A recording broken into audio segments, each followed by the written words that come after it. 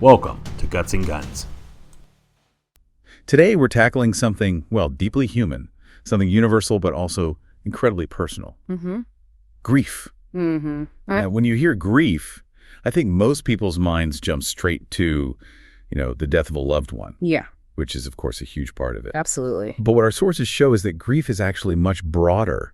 It's that raw, painful mix of feelings and even physical changes that come from any major emotional loss. Right. Could be losing a job, a big rejection, a relationship ending, getting a chronic illness diagnosis. Even things that seem smaller sometimes. And that initial wave hits hard: sadness, anger, maybe guilt, despair. They don't always line up neatly, more like waves washing over you. And despite everyone going through something like this, there's this huge societal misunderstanding, isn't there? We tend to think of grief as like a straight line. Exactly. This predictable, orderly path you're supposed to walk down. Which is just such an oversimplification. And it can actually cause more pain when people feel they're not doing it right. Totally.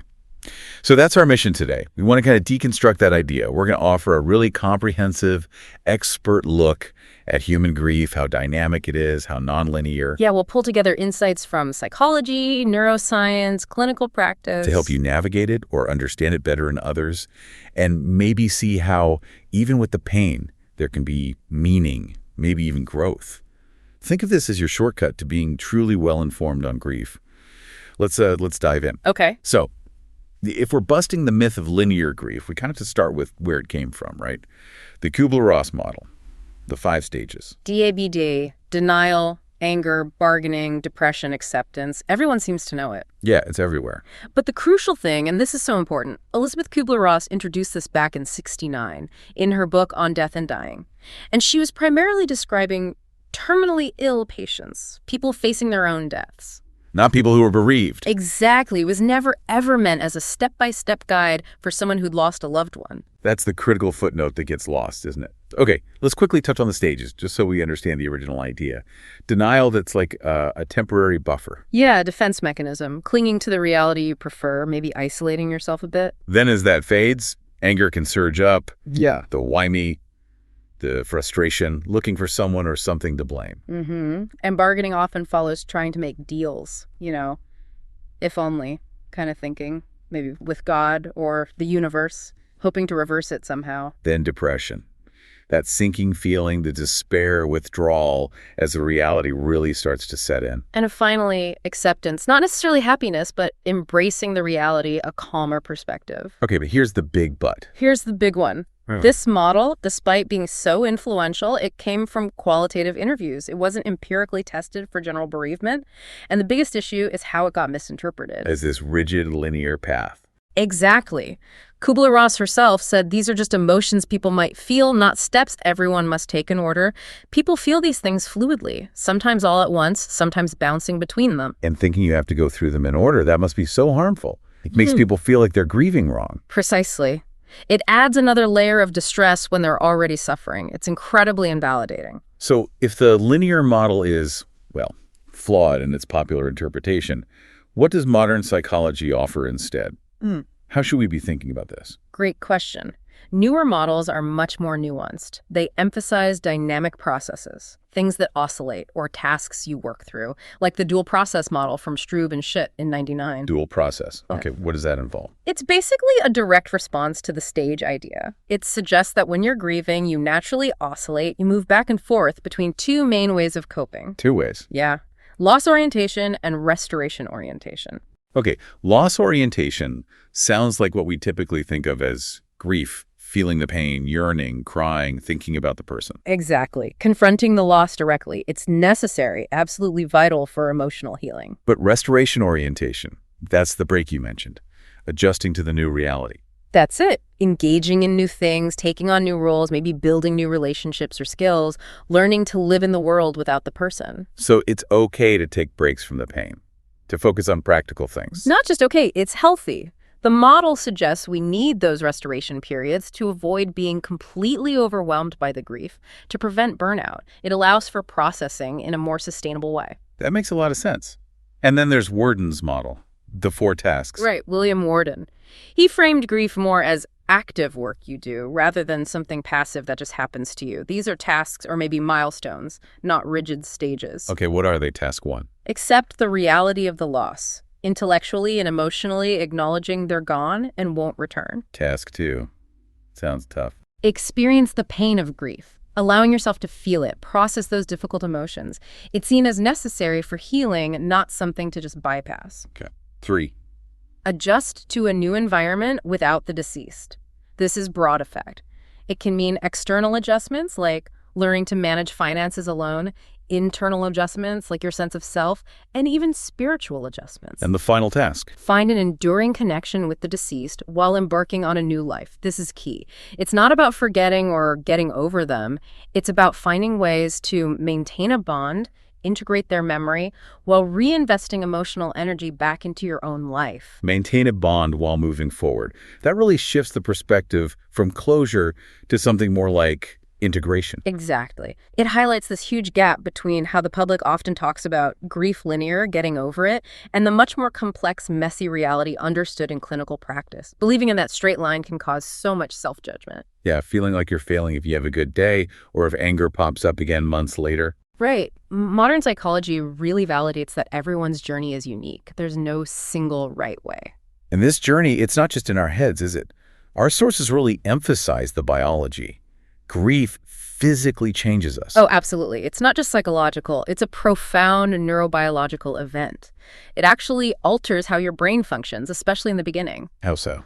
Well, think of it like your brain goes on high alert. The amygdala, your emotional center, becomes overactive. That drives the intense sadness, anger, anxiety, but at the same time... The thinking part struggle. Exactly. The prefrontal cortex, responsible for planning, focus, clear thinking, it gets kind of dampened. That's why people often feel so disoriented, foggy, forgetful, why even simple decisions feel impossible. That makes so much sense, that feeling of walking through mud. And there's this fascinating idea, sometimes called the gone but also everlasting theory. It frames grief as a type of learning process. Yeah, learning to live with absence. See, after a strong bond, your brain circuitry essentially wires you and the other person together, like a single system, a dyadic unit. Wow. Yeah. So when the loss happens, the brain keeps sending out signals, expecting the other person to be there. The pain of grief, in this view, is partly a prediction error. A prediction error, like the brain's map doesn't match the territory anymore. Precisely.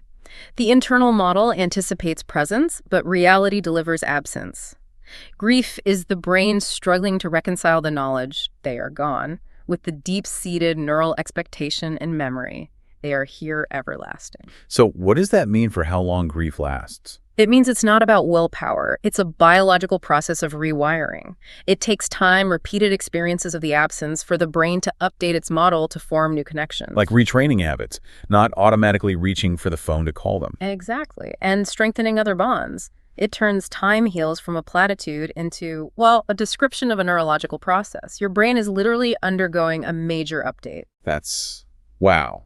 And it explains the sheer exhaustion people feel. Definitely. And that links directly to the physiological toll. This isn't just mental strain. It hits your body hard. Through stress hormones. Primarily, yes. Bereavement triggers chronic stress, leading to sustained high levels of hormones like cortisol. Your body is stuck in that high alert mode. Which evolutionarily might have been protective short term, like boosting immune response for wound healing. Possibly, yeah. But prolonged high alert has downsides. It actually suppresses parts of the immune system, like antiviral defenses. That's why grieving people often catch more colds, for instance. Okay, but it gets more serious than just colds, right? You mentioned inflammation. Yes, and this is really significant. Prolonged stress and high cortisol drive chronic inflammation throughout the body. And this isn't just temporary. It can persist long after the initial loss. And chronic inflammation is linked to so many health problems. Exactly. Fatigue, feeling generally unwell, social withdrawal, but also increased risk for serious conditions.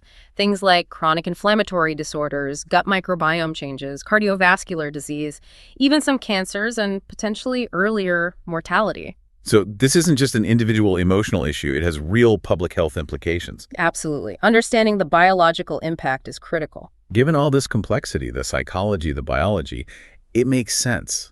Grief isn't just one thing. Our sources talk about different types, a spectrum. Definitely. It's not monolithic. What we might call normal grief is the most common path. Those intense feelings and behaviors gradually lessen over months, maybe years. It's not about erasing the loss, but reconnecting with life as your relationship with the deceased evolves. From present memory. Right. Then there's acute grief, that immediate, intense shock, confusion, disbelief right after the loss. Okay. And anticipatory grief. That's grief experienced before an expected loss, like when someone has a terminal illness. It can involve similar emotions, but it might also help people prepare, envision the future, maybe even cushion the blow somewhat when the death occurs. But then there's a type that sounds particularly difficult. Disenfranchised grief. Yes, this is when the loss isn't openly acknowledged, socially validated, or publicly mourned. Think of losses through suicide or overdose, where stigma is involved. Or the loss of a relationship society doesn't recognize, like an affair, or even the loss of a pet for some. And that lack of validation must make healing so much harder, not being able to mourn openly. Hugely complicates things. And then for a minority, acute grief doesn't lessen with time in the expected way. It can develop into something clinically significant. Right, prolonged grief disorder, or PGD. This is relatively new as a formal diagnosis, isn't it? It is. It was recently added to diagnostic manuals like the DSM-5-TR. It's distinct from depression or PTSD, though they can co-occur. So how is PGD defined? What makes it different? It's essentially when acute grief gets stuck, the healing process derails, the intense symptoms persist, severely impairing daily life for much longer than typical, usually defined as at least 6 months for children, 12 months for adults, and significantly beyond what's expected in their cultural context. And the core symptoms, what does that look like? Intense, persistent yearning or longing for the person who died. Preoccupation with thoughts or memories of them, a real disruption to one's sense of self, feeling like a part of you died too, marked disbelief about the death, difficulty accepting it, avoidance of reminders or maybe intense pain when confronted with them, emotional numbness, intense loneliness, difficulty reintegrating into life. That sounds incredibly debilitating. It is. It causes significant problems in social life, work, family, basically, all areas of functioning. And we know certain factors increase the risk. What kind of factors? The nature of the death matters a lot. Sudden, violent, unexpected deaths, homicide, suicide, accidents carry a higher risk than anticipated deaths. Okay, what else?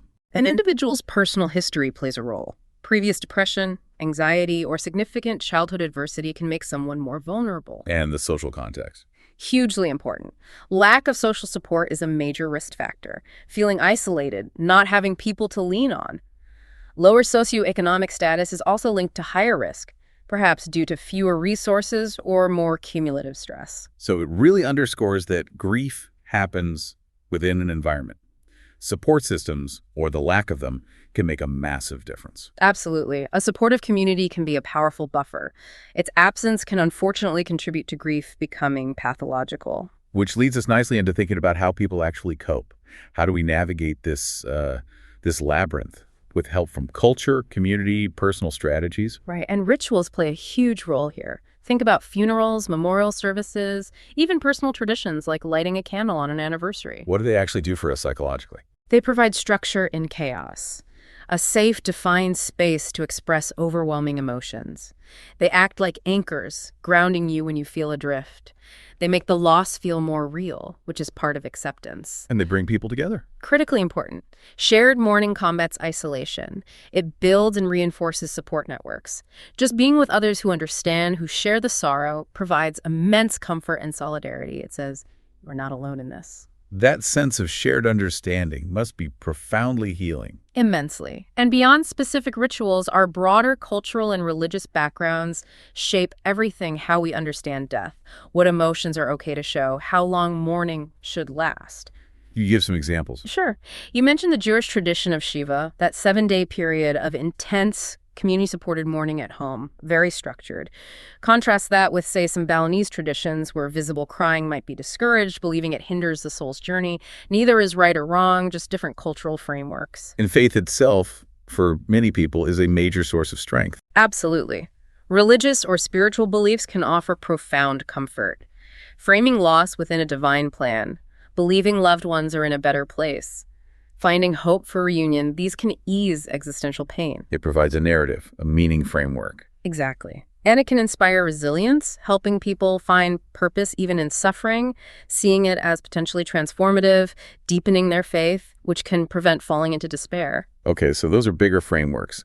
What about day-to-day personal strategies, things individuals can do? Simple things can be powerful. Just establishing a basic daily routine, regular sleep times, meals, maybe one small planned activity provides structure and predictability when everything feels uncertain. Keeping things grounded. Yeah. And prioritizing physical health is crucial. We talked about the physical toll, so gentle exercise, trying to eat reasonably well, basic self-care. It all helps manage the stress response, gives you more resources to cope. And psychologically, what kind of coping strategies work? It's often a blend. Problem-focused coping means tackling the stressors, directly dealing with practical matters like finances or legal stuff, asking for specific help when you need it. Makes sense. And emotion-focused coping is about managing the feelings themselves through things like journaling, talking to someone, engaging in hobbies that bring comfort, meditation, or relaxation techniques. I read a really interesting tip in the sources. Intentionally setting aside a specific short time each day just to feel the grief. Yes. That can be surprisingly helpful. Instead of trying to suppress it all day or feeling overwhelmed constantly, you give yourself permission to feel it intensely for, say, 15-20 minutes. It can feel more contained, more manageable, less likely to ambush you unexpectedly, gives a sense of control back. That's a great practical idea. So moving beyond what we can do ourselves, what about getting help?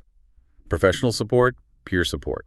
Crucial for many people. Individual grief counseling offers a dedicated safe space, somewhere you can be completely honest about your feelings without judgment, feel truly heard and validated. What are the main benefits? Therapists help you navigate those intense, often confusing emotions.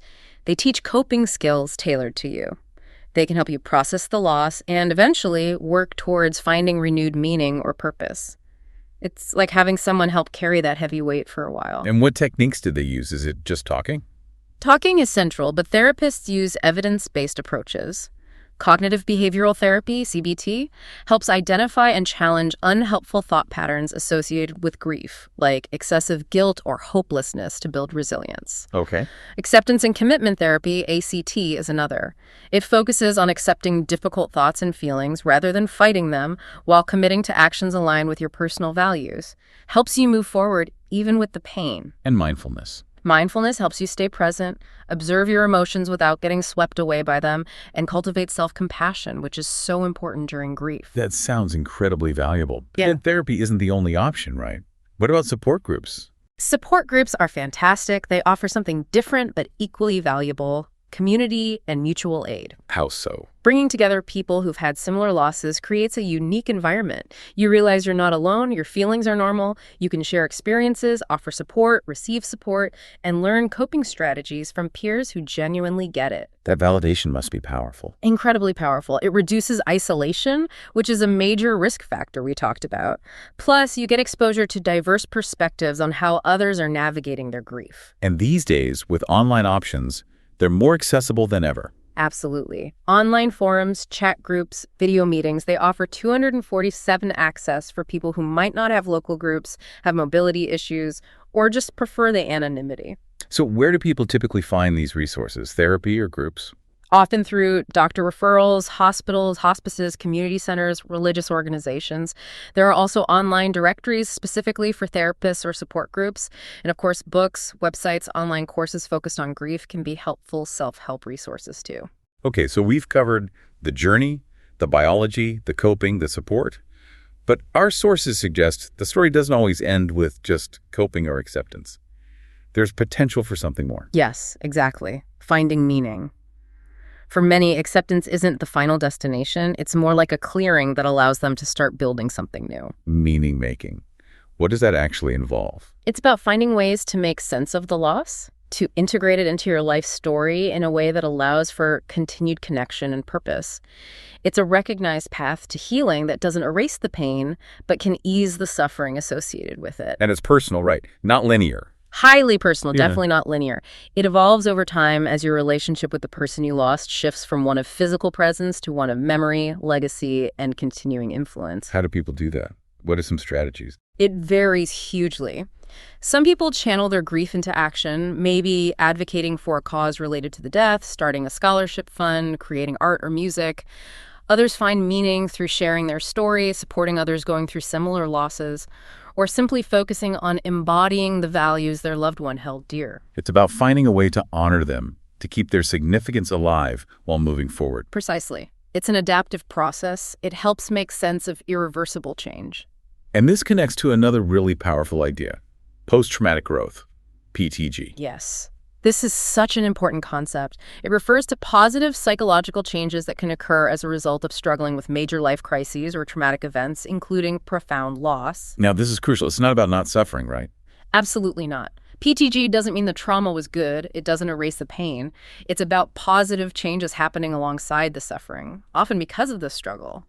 People learn they can hold both the devastating reality of the loss and the enduring love or connection. That really challenges the whole get over it idea. You move forward with the loss, changed by it, but not only in negative ways. Exactly. It reframes the narrative. So what does this growth look like? Research points to 5 main areas. Okay, what are they?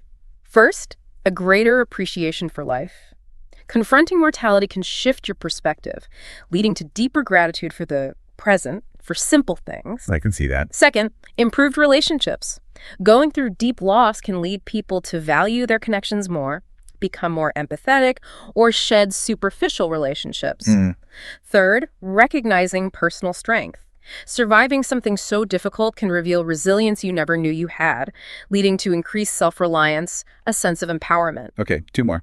Fourth, discovering new possibilities. The loss might close some doors, but force you to find new paths, new interests, a revised sense of purpose you wouldn't have considered before. And finally, spiritual or existential development.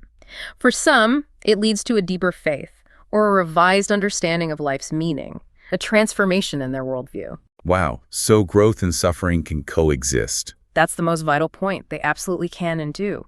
The goal isn't to erase the grief, but maybe to learn to hold both the pain and the meaning, the loss and the love.